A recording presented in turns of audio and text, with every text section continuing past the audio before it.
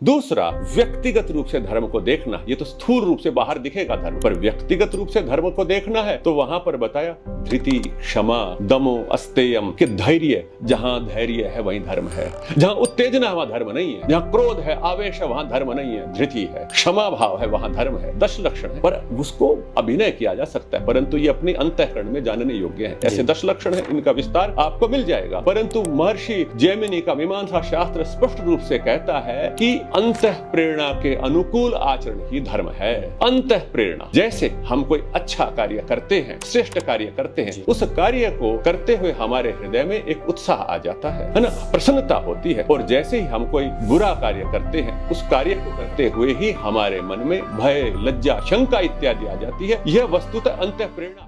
तो वस्तुतः धर्म का तत्व क्या है, धर्म का स्वरूप क्या है? जो स्वरूप धर्म का है वह वस्तुतः सनातन है। जिसको हम वर्तमान में धर्म समझे हुए हैं वह संस्कृति है, जिसके अंदर मूर्तियां हैं, ये सब है। जो ये कर्म कांड है ये वस्तुतः संस्कृति का अंग है। धर्म तो सनातन ही होता है। जो धर्म के लक्षण प्राचीन काल से ऋषियों के ग्रंथों में दिए गए, उन लक्षणों की थोड़ी सी चर्चा करते हैं आज इस प्रसंग में। सबसे पहले जैसे मैंने बताया इसमें कि साक्षात धर्म को देखना हो, वो कैसे देखेंगे कि धर्म माने किस परिस्थिति में आपका क्या कर्तव्य है, आपका क्या करणीय है, वह आपका धर्म है। उस परिस्थिति के अंदर मानव अल्पज्ञ है स्वभाव से, इसको पता नहीं चलता, ये प्रभावित होता है कभी किधर कभी किधर। परंतु जो धर्म है वह आपको बताएगा कि इस परिस्थिति में, अमुक परिस्थिति में यही कर्तव्य है आपका, यही करणीय है। तो सबसे पहले हमने इसमें बताया गया मनु के श्लोक में कि कहते हैं कि श्रुति अर्थात वेद ही हमारा धर्म है। कि वह जो वानर सिंह थे, मतलब एक वीर थे सिंह रूप में, और वह आकाश में से तैरते हुए जा रहे थे, प्लव करते हुए, उड़ते हुए जा रहे थे। तो बोले कैसे जा रहे थे? उनके कक्ष से, कक्ष माने बगल से, जो अंतर्गतो वायु, जो नीचे से वायु निकल रही थी, जीमुत इव गर्जती, जैसे बादल गरजते ऐसे गरज रही। मैंने कहा ये तो विशेष बात है, वो हवा जो है बादलों जैसी कैसे गरजेगी? ये इसके पीछे एक वैज्ञानिक सिद्धांत है। कहते हैं कि जब भी कोई चीज ध्वनि की गति से अधिक तीव्र गति से उड़ती है तो वह वायु पर एक धक्का लगाती, थ्रस्ट करती है, प्रेस करती है बहुत जोर से। लगभग यह गति 1207 किलोमीटर प्रति घंटा होती है। इस गति से अधिक गति से, सोनिक बूम बोलते हैं इसको, तो वह बूम की ध्वनि आती, गड़गड़ा। जैसे आपने कभी कभी ये लड़ाकू जहाज, जो फाइटर जेट्स वगैरह देखे होंगे, तो वो जो चलते हैं तो ऐसा लगता है जैसे बादल गरज रहे हैं।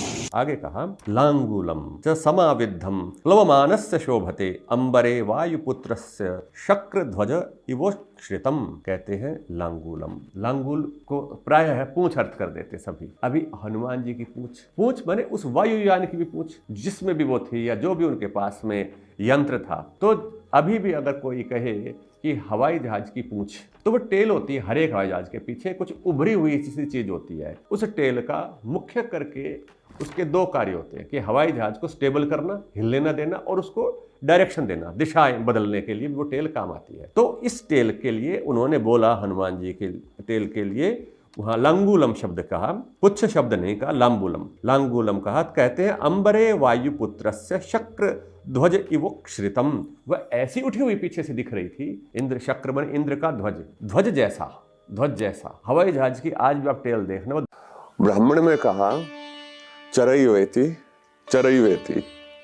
चलता चला जा बिना रुके हुए, निरंतर चलने का फिर वहां उपदेश है। जब आप निरंतर चलेंगे, जब आपका तप निरंतर होगा, श्रद्धा युक्त होगा और बिना किसी रोक टोक के होगा, तो वह तप फलीभूत होगा।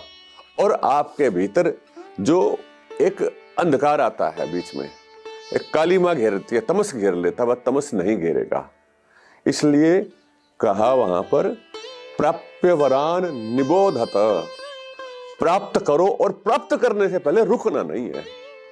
अगर तुम रुक के इधर उधर देखने लग गए, पता नहीं जगत का, माया का कौन सा खेल आपको भ्रमित कर ले और आप उसी खेल के भीतर लग जाओ। तो इसलिए बीच में नहीं रुकना है।